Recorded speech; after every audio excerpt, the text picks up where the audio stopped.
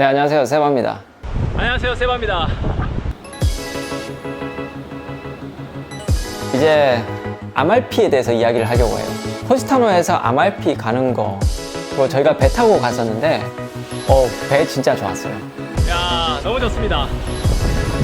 근데 제가 아말피라는 곳을 이해하는데 이게 사실 포지타노라고 하는 이 동네하고 아말피하고 이 비교가 저는 안 된다고 생각하거든요. 그리고 이 아말피를 이해하는 데 있어서 저 같은 경우는 진짜 답답함이 많았어요. 이 아말피라는 곳이 진짜 대단한 곳이었는데 그냥 포지타노 보고 이렇게 그냥 휴양지 같은 그런 느낌이 들어서 저는 아쉬움이 들었습니다. 그래서 제가 이해하고 있는 아말피, 제가 생각하는 그 아말피에 대해서 좀 이야기를 하고 싶어요. 시작하겠습니다. 자, 우리 한번 생각해 볼게요. 소렌토, 포지타노, 아말피, 살레르노, 이 가는 길이 있죠. 그 길을 소렌토 해안, 포지타노 해안, 살레르노 해안 그렇게 얘기 안 하고 아말피 해안이라 그래요. 왜 그럴까? 아말피가 그만큼 중요한 곳이라는 거예요. 역사적으로 이탈리아에서. 왜 그렇게 중요할까? 지금부터 1000년 전, 바로 해상무역이 이제 시작할 때쯤에 이 해상무역으로 사실 이탈리아가 번성하게 됐습니다. 다른 나라에 비해서 이탈리아가 가지고 있는 장점이 뭘까? 바로 삼면이 바다로 둘러싸인데 그 바다는 바로 지중해라는 거예요. 이 지중해 무역을 통해서 사실 이탈리아가 성장하게 되는데 그 무역은 누구와의 무역이냐? 바로 동쪽, 바로 오리엔탈이라고 하는, 그때 당시에는 비잔틴 제국이 있었고 바로 이 중동 지방 그쪽이 훨씬 더 잘 살고 거기가 풍요로웠습니다. 그곳에서 물자를 다 가지고 오는 그 나라, 네 나라가 있는데 바로 베네치아, 제노바, 피사, 아말피예요. 그 네 개 강국 중에서 바로 아주 중요한 나라, 하지만 그렇게 소개되지 않은 나라가 바로 아말피라는 겁니다. 아말피를 이해하기 위해서는 이 중세 역사를 좀 이해해야 됩니다. 중세가 언제부터 시작되냐? 바로 로마 제국이 멸망한 이후부터입니다. 로마 제국이 멸망하는 시기가 바로 476년, 그쵸? 서로마의 멸망 들어보셨죠? 게르만족들의 침입에 의해서. 근데 사실 로마가 멸망한 게 아니에요. 로마는 그대로 있었습니다.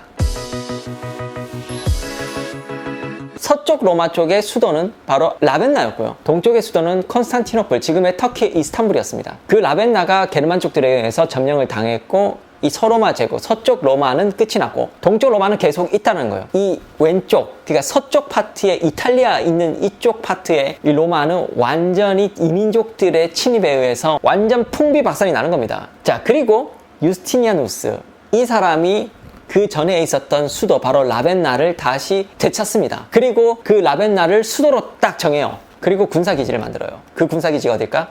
바로 베네치아입니다. 이 라벤나를 수도로 거점으로 하고요. 동쪽 바다, 아드리아 바다의 군사도시는 바로 베네치아로 두고요. 그래서 베네치아가 군사도시로서 쫙 성장을 하는 겁니다. 그 역사가 쭉 이어오는 거고요. 반대쪽 티레니아 바다의 군사도시는 어딜까? 바로 아말피였습니다. 그래서 군사도시로서 아말피가 쭉 성장을 하게 되는 거예요. 그래서 오른쪽 바다에 라벤나 쪽, 베네치아 쪽 파트가 있고요. 티레니아 바다, 이쪽은 나폴리하고 아말피가 딱 있는 거예요.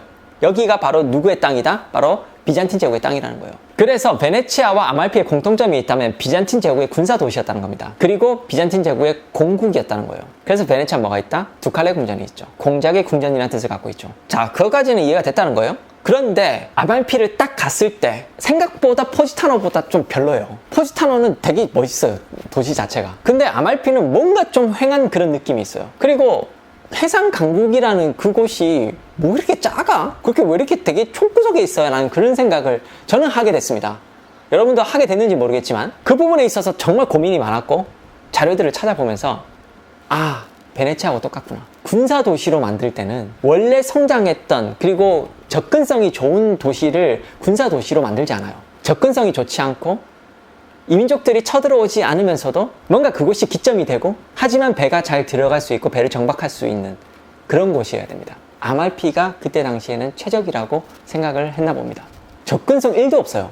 배를 타고 들어가야지만 들어갈 수 있는 어떤 그런 곳이라고 해야 될까? 베네치아도 정말 마찬가지죠. 사실 거기는 완전 갯벌이었잖아요. 그러니까 아말피하고 베네치아하고 땅이 척박했다, 그런 어떤 특징을 갖고 있다라는 거예요. 그래서 중세시대 때 중요한 건 땅이었는데 봉건제도라고 해서 그 땅을 얼마나 더 많이 가지냐에 따라서 그 수익금이 나는 건데 척박하다 보니까 땅을 가질 수가 없으니까 무역에 집중할 수 있었고 그 무역으로 인해서 사실 해상 강국이 됐다. 그렇게 볼 수 있겠죠. 아말피라는 곳이 딱 갔을 때 에게 뭐가 없네 라고 생각이 드는 건 군사도시로서의 역할을 하고 그 이상 그 이하도 아니었다는 거예요. 그렇게 이해가 될 수 있습니다. 그래서 포지타노보다 그렇게 멋있는 도시는 아니지만 역사적으로 훨씬 더 중요한 곳이기 때문에 그 해안을 아말피 해안이라고 이야기를 하는 거고, 아말피라는 도시가 있었기 때문에 그 해안 도로를 만들고 그것을 바라보면서 우와 할 수 있었지 않을까. 제가 아말피에서 좀 의아했던 게 두 갈래 궁전이 없어요.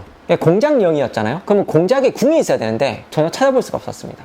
그 부분은 제가 좀 더 연구해야 될 것 같은데 아마 있었는데 사라졌거나 아니면 원래 없었거나 둘 중에 하나겠죠. 그런데 아말피가 포지타나하고 다른 점이 뭐가 있냐, 바로 성당이에요. 두오모 성당, 산 안드레아 성당인데 이 성당이 정말 기가 막힙니다. 언덕 위에 딱 존재해요. 언덕 위, 둘 중에 하나겠죠. 원래 언덕이 있었거나 돌을 쌓아서 그 위에 성당을 지었거나. 그런데 돌을 쌓아서 그 위에 성당을 만들 이유는 전혀 없을 거고 그런 기술도 없었을 겁니다. 그래서 당연히 언덕 위에 성당을 지었겠죠. 왜 성당을 언덕 위에 지었을까? 그 이유는 두 가지일 겁니다. 첫 번째, 물 피해가 있기 때문이죠. 그래서 성당이 위에 있어야지만 어느 정도 안정성을 가지겠죠.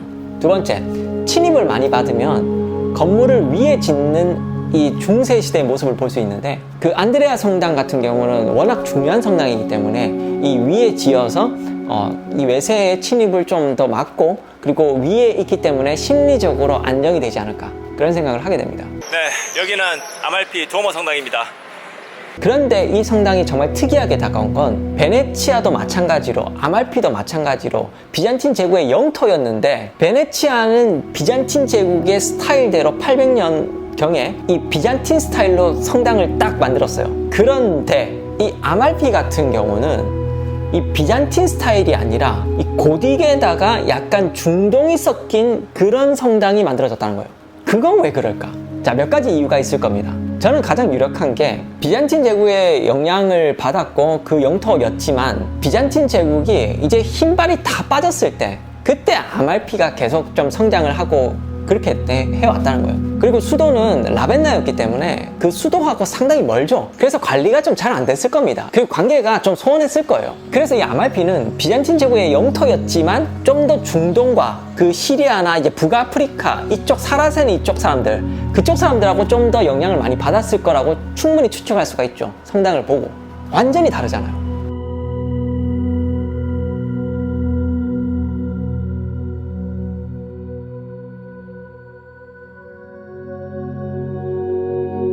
네, 되게 습도가 높은데 프레스코아로 이렇게 만들어지는 게 특이합니다. 왜냐면 베네치아는 저런 프레스코아 그림이 거의 없거든요.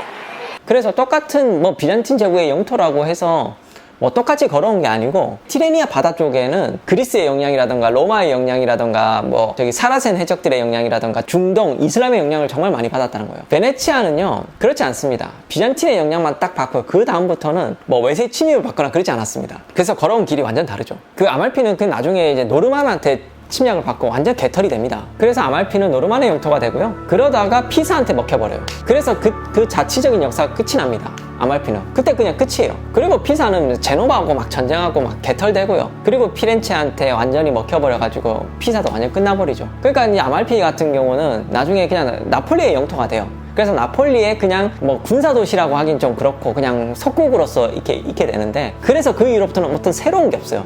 그래서 아말피에 가면 새로운 건축물이라던가 아니면 르네상스식의 뭔가 어떤 건물이라던가 그런 거 전혀 없습니다. 그래서 아말피에서 볼만한 건 딱 두오모 성당, 그거 말고는 크게 뭐가 없어요. 아말피에 가니까 되게 밀고 있는 사람이 플라비오 조이아라고 하는 사람인데, 이 사람이 나침반을 발명했다고 얘기를 해요. 근데 나침반 같은 경우는 중국의 4대 발명품 중에 하나잖아요. 그 플라비오 조이아가 13세기, 14세기 그때 있었던 사람인데, 나침반은 중국에서 훨씬 전에 만들어졌거든요. 그리고 베네치아 같은 경우는 마르코 폴로가 중국에서 가져왔다는 얘기가 있습니다. 그래서 좀 그런 부분에 있어서는 좀 애매한 부분이고, 그 학자들마다 좀 이야기가 달라요. 그래서 나침반은 좀 일단 좀 애매합니다. 자, 그리고 종이 같은 경우도 사실 동방이 훨씬 더 빨랐죠. 그래서 중국이 사실 종이를 훨씬 더 빨리 사용을 했고, 화폐 자체도 이제 종이로 쓰는 화폐를 보고 마르코 폴로가 진짜 기겁을 하고 그거를 들어왔고 하여튼 그렇게 됐는데, 아말피 하면 종이가 되게 유명하다고 알려져 있는데, 이 아말피 같은 경우는 이제 동방, 그러니까 뭐 북아프리카, 시리아 뭐 이쪽 중동 이쪽하고 이 무역을 했기 때문에, 그래서 종이가 들어오게 되고, 그리고 아말피의 종이가 유명하게 되고, 그래서 아말피의 지도가 되게 발달하고 되게 유명하다고 그렇게 얘기를 하죠. 아말피 종이가, 네, 여기 보이시나요? 네, 아말피 종이인데 상당히 재질이 좋습니다. 되게 그 옛날 한지 같은 그런 느낌이 있는데, 여기서 또 깨달음이 생겨요. 여기 보시면 이 종이가 약간 어떤 느낌이냐면 린넨 같은 그런 느낌이 있습니다. 린넨. 자, 린넨이라는 이 그 옷 자체를요, 전 베네치아에서 파는 걸 한 번도 본 적이 없어요. 브랜드 말고. 아드레아 바다 이쪽에는 린넨이라는 것을 아예 팔지를 않습니다. 근데 카프리가도 보이고 소렌토가도 보이고, 이쪽 남부 이쪽 그 티레니아 바다 쪽에는 린넨을 엄청 팔더라고요. 자, 린넨이라는 게 어디서 유래가 됐을까? 이 북아프리카 이쪽 중동 이쪽에서 린넨을 가지고 종이로 또 썼다는 그런 이야기가 있죠. 그러면서 린넨 사업이 발달을 했고, 그 린넨이 상당히 많이 팔고 있다. 그렇게 연결시켜서 또 이해할 수가 있겠죠. 그래서 저는 아말피라는 곳을 이렇게 좀 이야기를 하고 싶었습니다. 그래서 그런 어떤 흐름적인 것을 알고 있으면 상당히 또 재미가 있겠죠. 안녕하세요. 여기는 아말피입니다. 여기 식당이에요.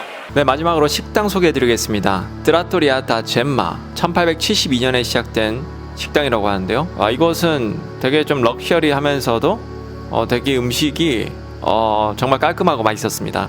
서비스도 좋았고요. 웨이터들이 좀 시큰둥하긴 했었어요. 특히나 주바디 젬마라고 하는 이거 정말 추천합니다. 약간 해물탕 같은 그런 느낌이에요. 우리나라 사람들이 정말 좋아하는 취향 저격. 그리고 위에서 내려다보는 아말피의 모습도 정말 괜찮았습니다. 여기가 가격이 조금 하긴 해요. 근데 분위기 좋고 시원하고 좋습니다. 다 젬마. 네, 그리고 커피숍은 안드레아 판사라고 하는 커피숍에서 마셨는데, 뭐 그냥 뭐 좀 그랬습니다. 뭐 나쁘지 않았어요. 추천까지는 모르겠고요. 저는 레몬이 들어간 커피를 마셔봤는데, 커피에다 레몬을 넣었는데 독특하네요. 와, 이건 마시면 안 되겠다. 뭐 그냥 그랬어요. 뭐 커피는 그냥 에스프레소가 짱인 것 같아요. 네, 그리고 피제리아 돈나 스텔라라고 하는 피자집 정말 맛있습니다. 그리고 이 천장에 이 레몬 나무가 이렇게 있어가지고 레몬이 막 이렇게 주렁주렁 달려있거든요.